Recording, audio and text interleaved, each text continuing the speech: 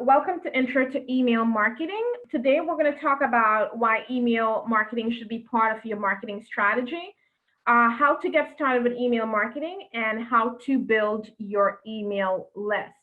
My name is Nicole McCullum. I was born and raised in Trinidad and Tobago, the island of Trinidad and Tobago. I'm a bona fide foodie, so I've been one of those people who have been trying a lot of new recipes while we're quarantined. And also, I'm a two-time entrepreneur. So prior to running my current business, Captivate Designs, which is a web design and internet marketing company, I owned a real estate school here in Brooklyn. And I've contributed to numerous publications on the topic of digital marketing, various topics, including SEO, Google Ads, and analytics.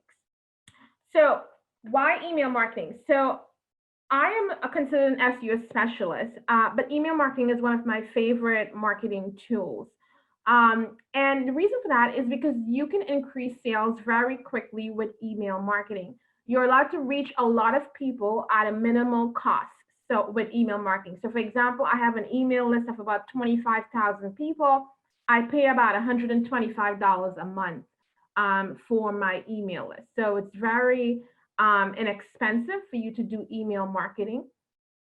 It can produce a high return on investment, ROI. So it can generate a lot of sales for a small investment. So it's also fast. So when you send out an email campaign, you can receive inquiries and sales within minutes of sending out that campaign. It's also a great way for you to build relationships with customers and prospects so that they can get to know, like, and trust you, right? Also, 91% of US adults like to receive promotional emails from companies they do business with. As a matter of fact, email was the preferred form of marketing communication over all other forms of marketing communication. And email is almost 40 times more effective than Facebook and Twitter combined in helping your business acquire new customers.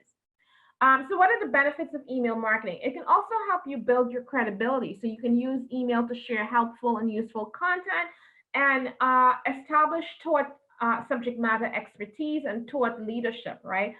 When you're able to speak about your topic in depth and in a credible way, then people tend to see you more and more as the expert, and you're the person they generally turn to when they need to solve the problem that you can solve.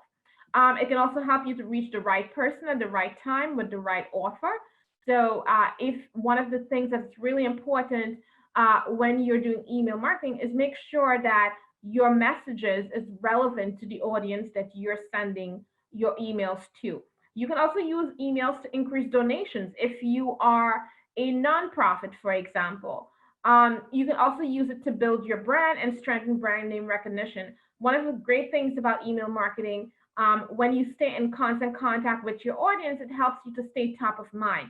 Remember, people buy when they're ready to buy and not when you want them to buy. So you want to be the person or the company that people think of when they're ready to buy your products and services that you sell. It's also great to promote your services. Now, I think about the time that we're in, and I think about all the local businesses that I frequent, like my local Italian bakery, which is like a block away from me, the 7-Eleven, which is across the street from me, or my local gourmet food shop. And I think about, I have not received one email or one form of communication from them, and it's because they never captured my information.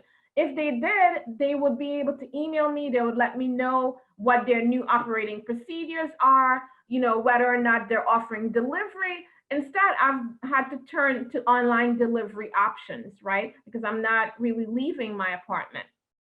So email is more important than ever before, especially as we shift to more of an online and digital world. Having an email list can be the key to you continuing to get cash flow into your business and to continue to do business. So it's really important for you to have a list of prospects that are interested in your products and services, especially when you don't have a storefront that people can walk into. What's needed to succeed at email? So you need an email list, which we're going to talk about how to build an email list. You need technology to send emails. You can't send emails using your regular email clients. You have limitations with that. Also, you need an email template that's on brand with your existing branding palette, right? You need to also identify a sending schedule. When is the best time to send? You want to also identify your goals for sending your email, and then you want to create content. So we're going to talk about all of these today. Yeah, so it said that you get about $40 to every $1 that you invest in email marketing. In terms of return on investment. So email has some of the highest return on investment when it comes to different marketing tactics. So I'm going to dive into how you can build your email list. I'm going to share a few tactics with you because this email presentation is part of our digital marketing in-person training, which we're also offering online. And I go very deep into strategies on building your email list and also launching an effective email strategy. So building your email list, the first thing is that you need permission. And there are three types of permission. There's implied permission, where someone hands you your business card and say, let's stay in touch. So for example, you're at a trade show, someone drops a business card in your jar. For example, you can add that person onto your email list, right? That's implied permission. You also have explicit permission, where someone goes to your website and fills out a form or subscribes to your email list. That is considered explicit permission and is basically the industry standard. And then you have confirmed permission, where you're letting the person confirm that they, in fact, want to opt in to your email list. Now, generally, I am, not a big fan of confirmed permission because that person may not want to go through that extra step. Anytime you have to give customers an extra step to take, you always tend to see a lower result.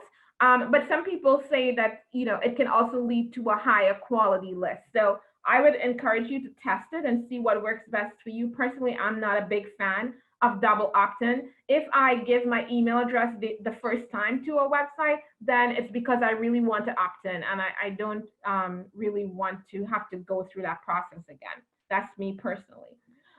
So if you are going to build a list, you need permission. You cannot send emails to people who did not give you permission. That is illegal. You also cannot purchase an email list. That is illegal as well, right? So you want to have some type of permission in order to build your email list. And you do need an email list to get started. Now, many of you have people who might have reached out to you about your products and services, inquired about. You can add those people onto your email list as well, right? That's implied permission. So I'm going to share some easy ways for you to build your list. And the first one is very obvious. You want to add your email to your website. So you want to ask people to include, to subscribe to your email list on your website. Something very popular is to give a discount or offer something of value, right? Now, one of the things I want to caution you against is don't just have a message that says, join my mailing list. You need to have a strong reason for why people should join your email list, right? Give them, let them know that what they're going to get as a result of joining your email list. That's going to entice people to want to give you their email. Also, the best practice is to add the emails in the footer, but also over time, what I've seen is that pop-ups tend to perform better in terms, I recently did this test on one of my own clients' websites, and I was able to double the amount of email subscriptions that I was getting just by adding a pop-up to the page that we were sending people to. So pop-ups can be great for increasing your subscription rates. Also, starting a loyalty program. So like Michael Kors here, they have a loyalty program where you get a birthday reward, right? Anytime that people can get something for free, they're generally going to want to give you their email. So those are a few ways for you to start building your email list. If you don't have an email list as yet, I'm going to encourage you to start there. There are a lot of different ways, but because of the interest of time, I can't go through all of them if I'm going to get to some of the other things. So as I said, we do this in a full day class, and we go through a number of strategies. Also, offer something for free. So this is my website, And one of the many freebies that I offer on my website is a free SEO checklist. So people can download a free SEO checklist, and in turn, they give me their name and email address, right? If you're someone that is interested in SEO and you want to get a checklist of things that you need to do, then this would be an attractive offer to you. So tips for increasing email subscription. Don't ask for too much information. You notice that I'm just asking for the first name and email address. The reason for that is because if you ask for too much information, your numbers are going to start falling off. Your subscription rate is going to start falling off, right? In terms of conversion. So ask for the most basic information. You need a first name because you want to be able to personalize your message and in your greeting. And also you, of course, need the email address. Now, one of the things is that if you need to get some more information, there's a couple of ways for you to do that. Once they hit download and they go to the thank you page that they land on after they fill out this form, you can ask them for more information. Or we're going to talk about your welcome email in a bit, and you can gather more information from that welcome email. So you just want to ask for the most basic information. Okay, thank you.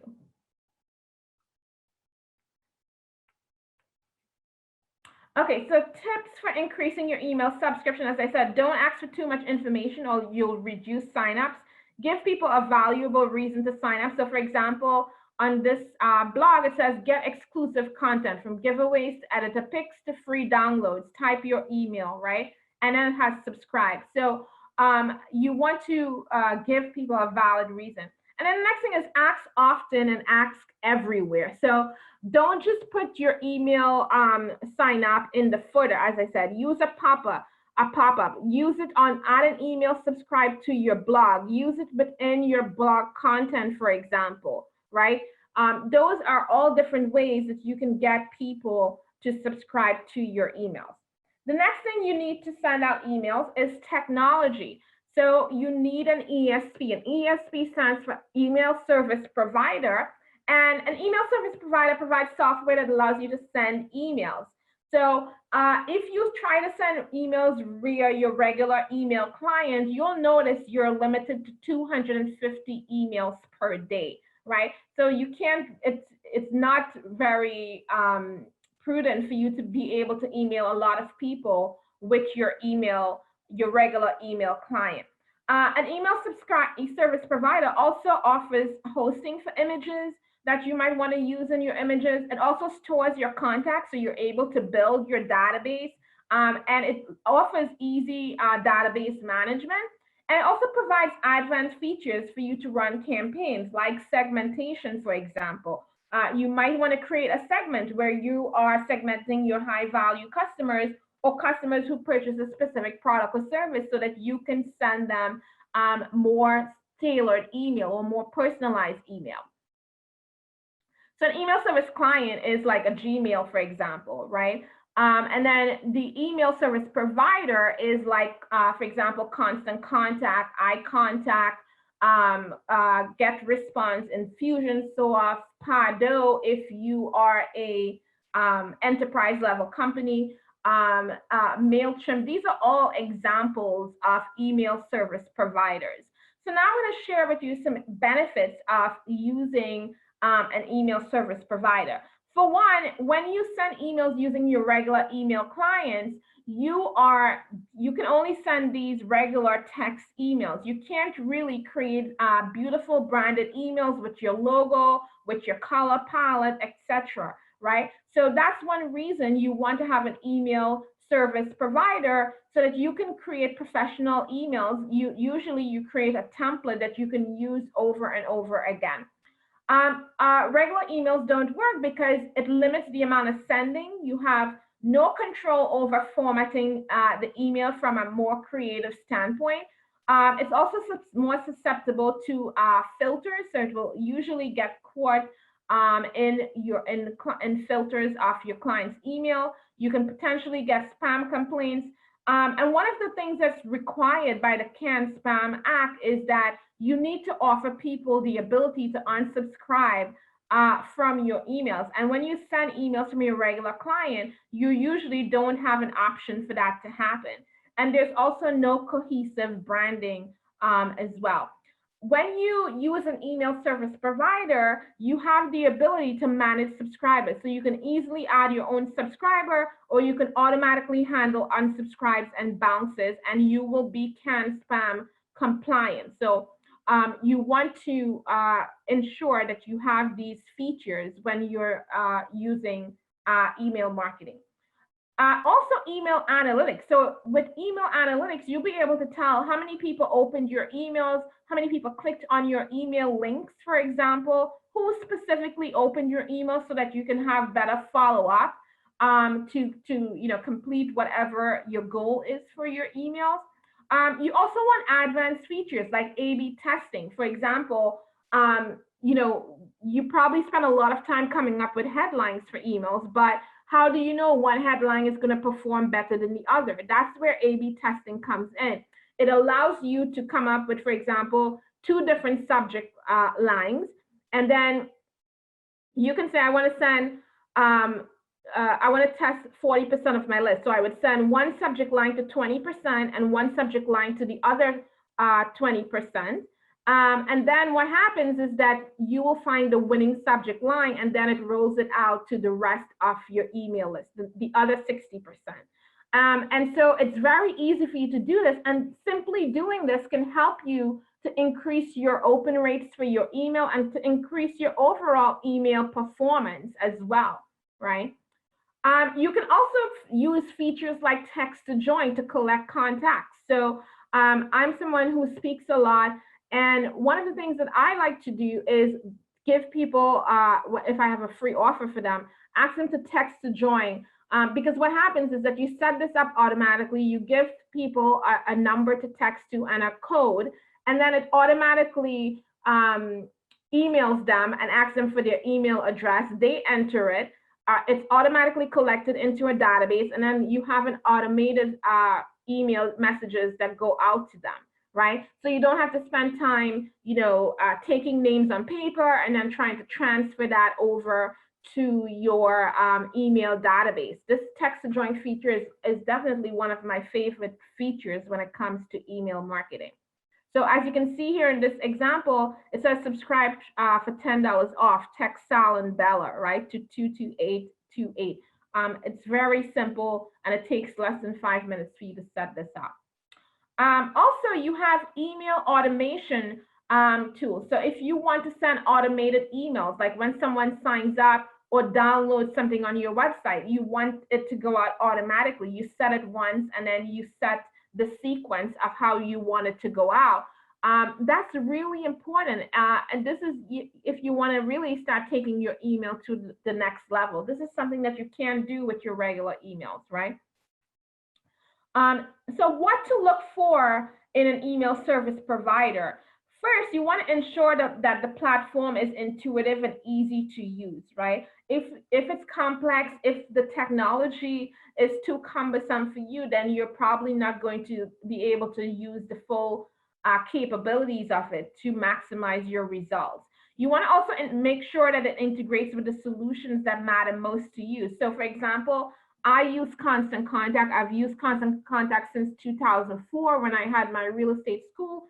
And it integrates beautifully with some of the tools, other tools and platforms. It integrates very well with WordPress, which is what my website is on. It integrates with Eventbrite so that I can send out notifications to any events that I'm having. It also integrates well with different CRMs, customer relationship management tools.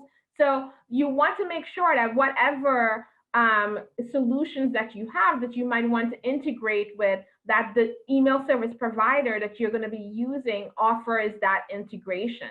You also want to make sure that it offers features for segmentation and personalization, right? Segmentation is all about grouping people that share a common characteristic together. So maybe you sell different products. So I'm going to use Noble Desktop as an example. So Noble Desktop offers digital marketing classes. They offers coding classes. They offer web design classes, right? So they might want to send a specific message just to the web design people. So instead of sending the same message to everyone, you can segment your list and send that out specifically where you would have a more tailored message, which tend to help you to get a better response to your emails. You can also use personalization in your email, and personalization is not just about adding the person's name in the greeting, but also personalizing your email based upon what they're interested in, what topics they're interested in, or maybe what items they just bought that you might want to send them a complimentary item to purchase, for example. So these are some of the advanced features that you want to make sure that the email service providers that you're going to be using has. You also want to make sure it has an option for email automation. I talked about that before on setting up an email once and having a bunch of emails go out to people over a period of time. You also want to make sure that it offers A/B testing capabilities. That's very easy to do. Reporting is very easy, very important, because you don't want to send out a bunch of emails and then don't know how those emails are performing, or if you're performing below or above average, right? So reporting and analytics is going to be a key to your email marketing success. And most importantly, you want to make sure that the email service provider offers excellent customer service with email marketing experts. So you want to be able to call up someone and ask them a question and get that support if you need it, right? So I would always, for example, with MailChimp, especially if you're on the free plan, I don't think you can call them up. With Constant Contact, you have the ability to call them up. In fact, I've done that 2 times this week already. So that's one of the things that I also like about them. So the next thing is email templates. If you have any questions, just let me know in the chat, okay? Okay, so I think I answered that question before. Email template. So these are the elements of an email template. So an email template is basically a custom template that you create that matches your business brand, right? And your brand identity that you can use on an ongoing basis to send out your email campaigns. You want to have that consistency so that people are become more and more familiar with your brand. So you would create an email campaign and then you'll update it, an email template, and then you'll update it with fresh content or maybe change the images as you go along. But usually the template is pretty consistent. So the first thing is you want to make sure that the template is functional, because if you're not someone who is very tech savvy, you want to create a template that you or the other people on your team is going to be able to go in and easily make changes to this template, and it's going to maintain the integrity of that template, right? You also want to make sure that it loads quickly. Over 48% of emails are opened on a mobile device. So ensuring that your email loads quickly is really important, especially from a mobile standpoint. You also want to make sure that it's visually appealing and eye-catching so that people will be more intrigued to open your email. You want to make sure that the email is responsive, meaning that it adapts to whether the person is reading your email on a desktop or whether the person is accessing your email on a mobile device. You also want to make sure that it's easy to update, right? As I mentioned before, if someone is non-technical, you want to make sure that they can still go in and edit your emails. And you also want to test for compatibility with different email clients. So you want to test your email template once you set it up to see how does it look in Gmail, how does it look in some of the like Yahoo email or in an Outlook email, for example. How does your template look? Because it might look different, and you might need to make some tweaks so that it looks and the formatting looks good in those different email clients. The other thing that you want to do is identify a sending schedule. So timing is everything, right? The day and time of the week that you send your email is really important. So one of the things is that when people sign up for your email, you want them to know when they can expect to receive your email. Now, to know the timing of your email, one of the things is to look at your analytics, right? For example, if you're using Google Analytics, there's a time of the day report. So you can look to see what time of the day these people most frequently visit your site or whatever, or what day of the week people most frequent your site, right? And if you've been doing email for a while, you can also look at your email performance and see what time of the day and day of the week do people normally open my email. So those are just some insights. There are some industry benchmarks, but of course, those are just benchmarks. You always want to test. For example, you would notice, like with most retailers, you get an email early on Saturday morning because they know you're getting ready to go shopping, right? So it's going to be different for the type of business that you're in. I would encourage you to do like a Google search to see what are the benchmarks for your specific industry. The next thing you want to do is you want to identify your goal. So what is the goal of your campaign? What's the reason for you sending the campaign? Are you just trying to nurture the relationship, or are you trying to get people to buy or to donate? You have to be clear on what that goal is. Who should you target? Are you going to send an email to everybody on your list, or are you going to send it to a specific segment of your list? What is your messaging strategy? Is it going to be more informational or content driven? Is it going to be like an article that you're driving people to? Or is it going to be more of a promotional email where you're trying to sell a product or service? What actions should people take when they open the email? That is very important. You need to have a call to action in your email, and preferably that call to action should be above the fold. Also, how will you measure success? So what is the open rate you're going for? What is the click-through rate that you're going for? So the open rate is the percentage of people that actually open your email versus the total amount of people that you send it to. And click-through rate is the percentage of people that actually open your email versus the percentage that actually click through to your email, whatever links you had in your email. The next thing is to create your content. So what type of email will you send? So the content you create is going to vary based upon the type of content, the type of email you're going to send. So there are two types of emails. There are automated emails, and these automated emails are also referred to as triggered emails. And they typically are sent when an action is taken, right? So maybe someone subscribed to your email list on your website, and they're going to get a series of email that goes out to them automatically. Or maybe someone added an item to a shopping cart, and then you're going to have an abandoned cart reminder go out to them automatically. Or maybe you collect your customers' birthdays and you send them an automated message on their birthday. So those are all examples of automated emails. Mass emails are emails that you use to send one-off communications, like your newsletters, like announcements that you might have, schedules and tips, right? You send those emails manually. It doesn't require the user to take an action for you to get those emails. So you need to decide what type of email you will send. Now, the other thing that you need to understand is that there are different types of email campaigns. You do not just send out emails for the sake of sending out emails. You want to have a firm email strategy. So the first type of email you want to have, a campaign that you want to have, is the welcome email. The welcome email is really designed to welcome people to your email list. And this is one of the highest open emails. So this is a good opportunity for you to make a great impression and for you to further move people down your sales funnel. Then you have nurture campaign, and nurture campaign is exactly what it says. The goal is to nurture the relationship so that people feel more comfortable in doing business with you, so that they get to know, like, and trust you.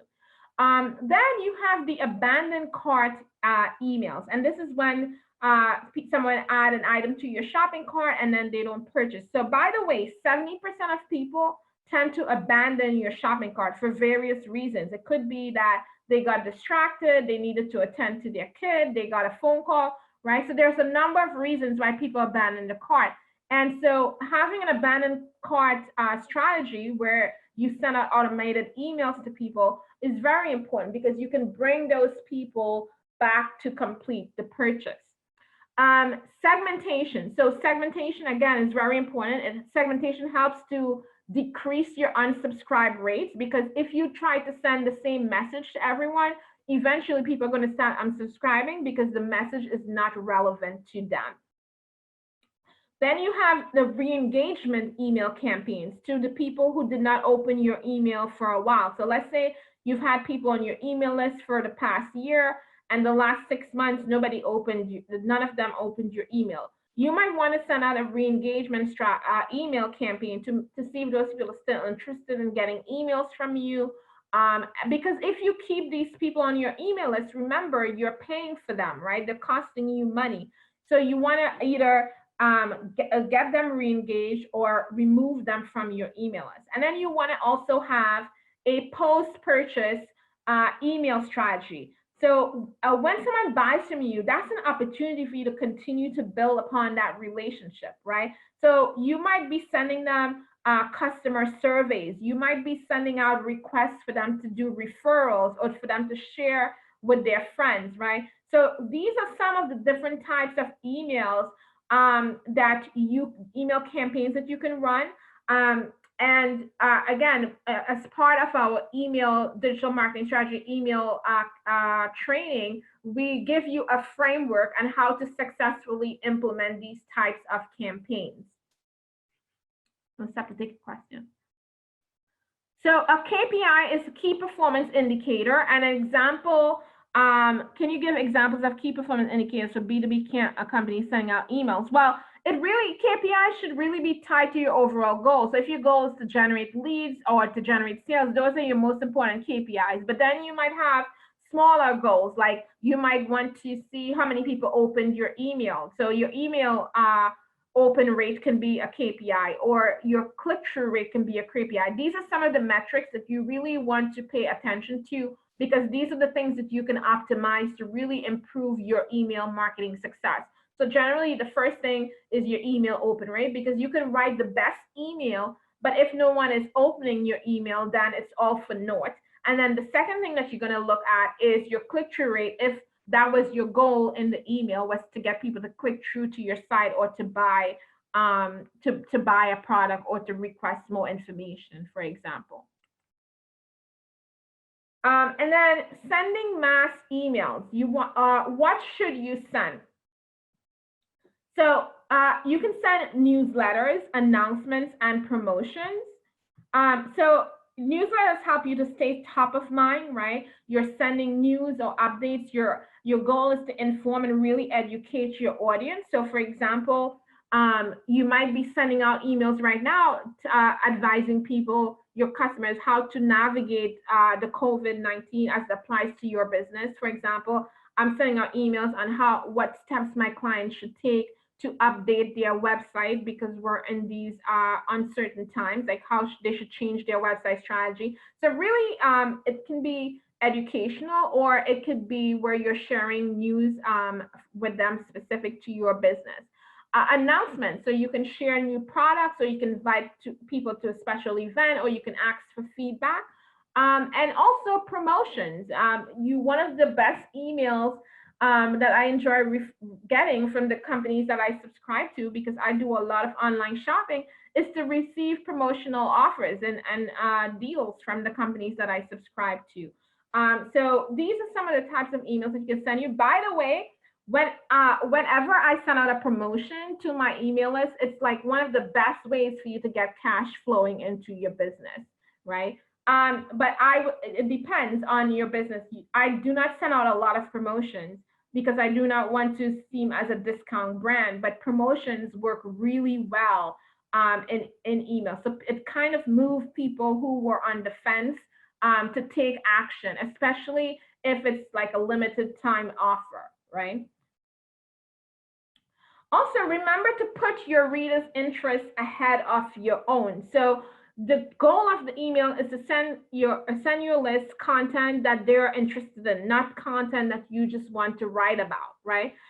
So you need to focus on what's relevant to your audience. One way to do that is to survey them, to ask them what are they interested in, right? Also look to see what are your top content that people visit on your website. That's also a good indicator, and you can get that information in Google Analytics, like your most visited web pages.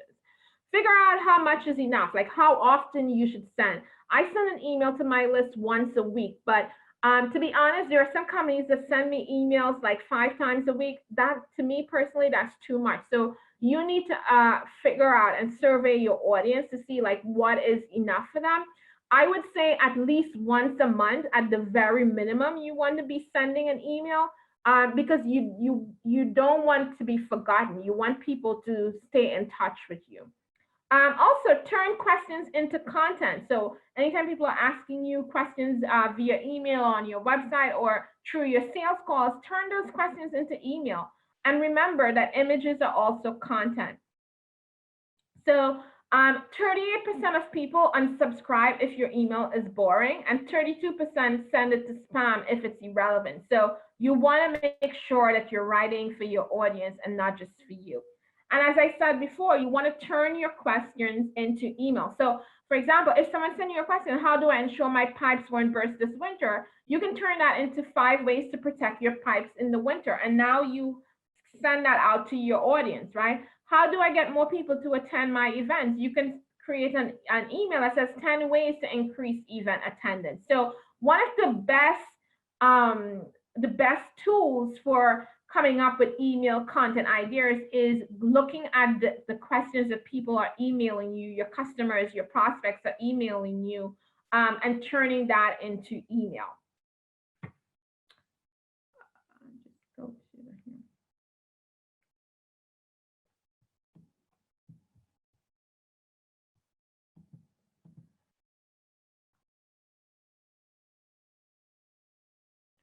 No, multiple lists does not complicate your unsubscribes, because once they unsubscribe, they're going to be removed from the entire database.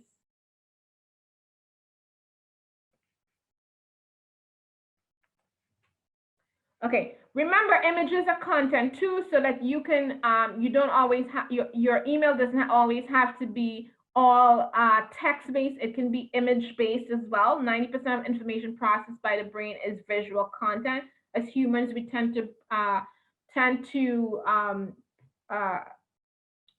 process images at a faster rate. Also, you can make your images interactive by using GIFs and things like that in your email, right? Just be careful that you don't use too much, because remember, you want to pay attention to how quickly your email is going to load. Also, email best practices. You want to make sure that your images are clickable, that you're sending them somewhere on your site, for example, but do not add too many links. Too many links shows that your email click-through rate is going to start to decline if you have too many links in your email. Ensure that your emails from a recognizable sender, because this significantly impacts your email open rate.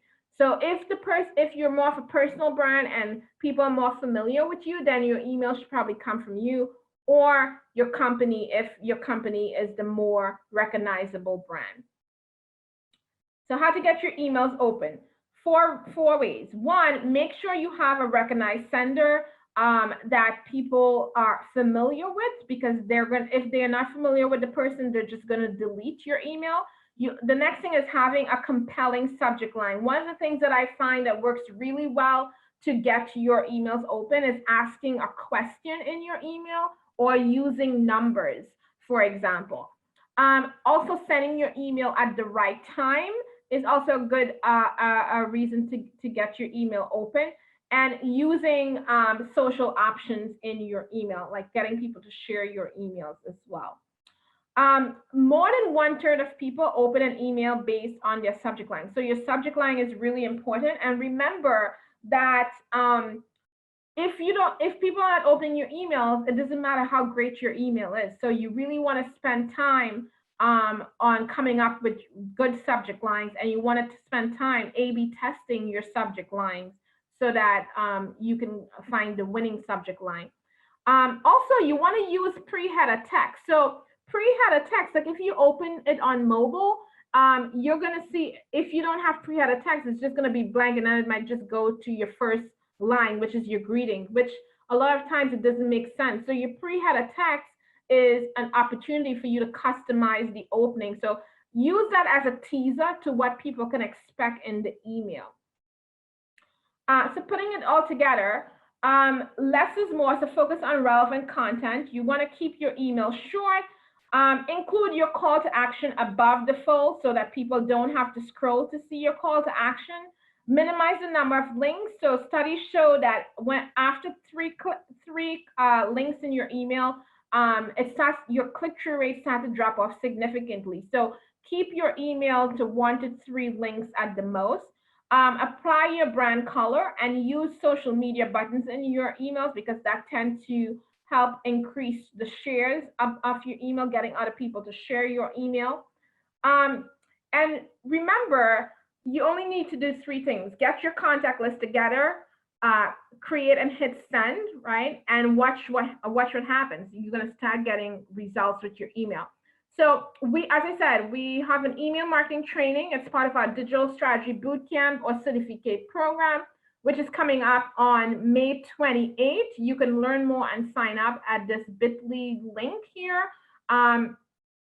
Or you can go onto the Noble Desktop website and look at digital marketing. You will get the framework for creating automated campaigns that turn prospect into buyers, and you'll basically get end-to-end best practices for building a successful email marketing strategy. I've been doing email marketing a long time. It's one of my preferred ways of marketing. The reason why is because less than 10% of people that come to your website is going to buy from you right away. And so you need to find a way to nurture those other 90% of people. And email marketing is a great way to do that. Otherwise, you're leaving money on the table because it takes on average about 7 touches with a prospect before they buy from you. So email marketing is a critical part of your overall marketing strategy. As I said, I've used Constant Contact since 2004. It's one of my favorite tools, and it has a lot of the features that I mentioned before, and it's also very inexpensive compared to other email tools, and it does provide customer support. So if you're interested, I would encourage you to do a free trial. You can copy this bit.ly URL. I'm happy to take some more questions.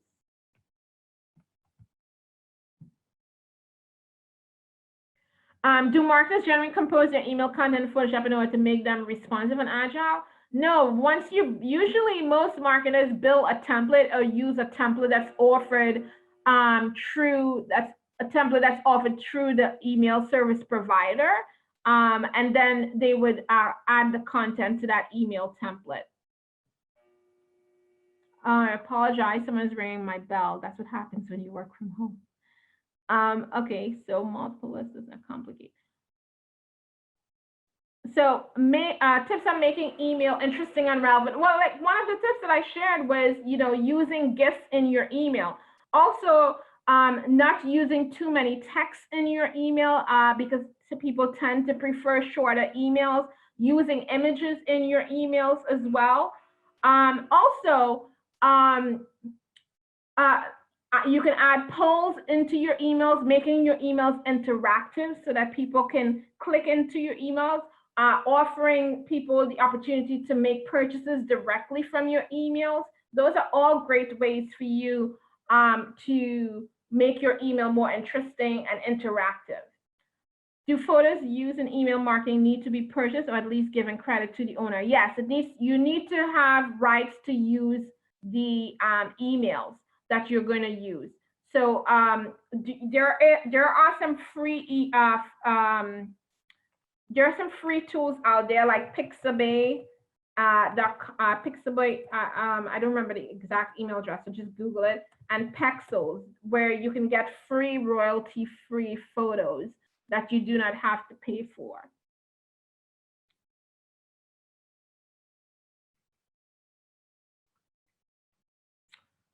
Okay. So usually when most email service providers have email templates in their database. So that's one of the things that you can look for is to see whether the email service provider that you're going to be using, whether they have templates. You can also work with professional designers, as Deidre suggested as well, if you're not a professional designer or you don't have a creative person on your team.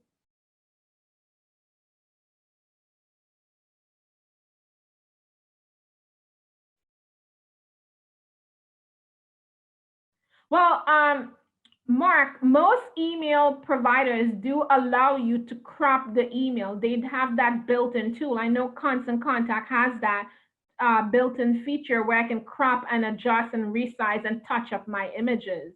And it's even better to do it in there because you're going to be able to size it for the template that you're using.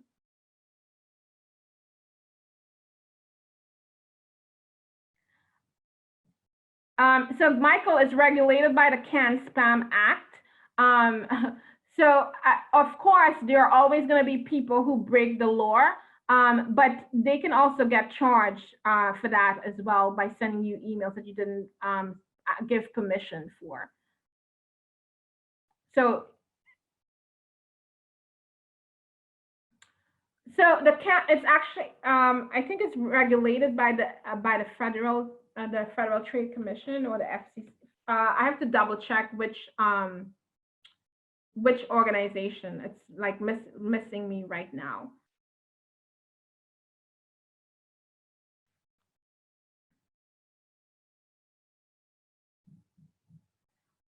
And how to avoid being labeled as spam.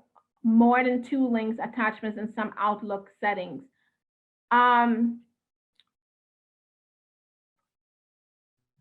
So one way to avoid being labeled as spam is one, make sure that you have a recognizable sender.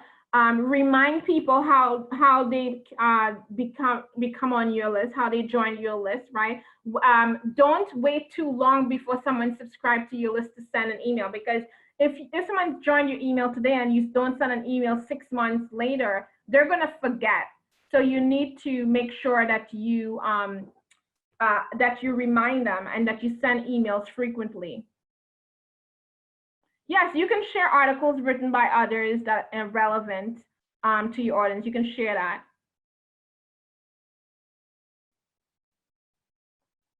If I'm paying $50 per month for my email marketing service, is that a lot? It depends on your email list and what features you have on there. Also, the size of your email list is also going to dictate how much you pay.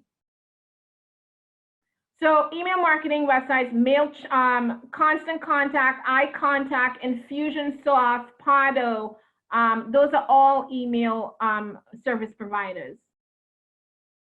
The name of link for copyright is Pixel, P-E-X-E-L, or Pixabay, P-I-X-A-B-A-Y.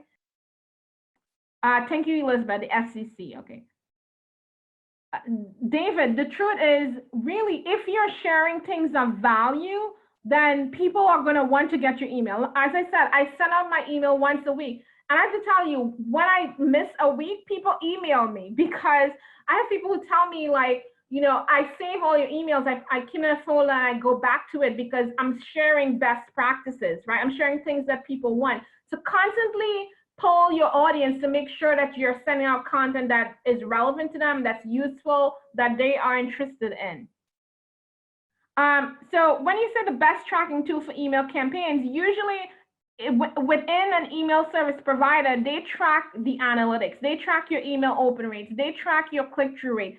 But also, if you want to track your email in Google Analytics, you have to use something called UTM tracking. Sharon, besides Pixabay, Pixels, P-E-X-E-L-S, if you want to pay, you can use a tool like Deposit Photos or Shutterstock. Those are all. Yes, that's business cards are implied permission. Pado is more of an enterprise level system. So if you're in a big business, then it will be a good option for you. Okay, I think I got to the end of all the questions. Well, thank you all so much for joining me today. And I look forward to seeing you in a future seminar or workshop. And feel free to visit the nobledesktop.com to learn about upcoming classes that we might have. Thank you so much. Have a wonderful day and stay safe, everyone.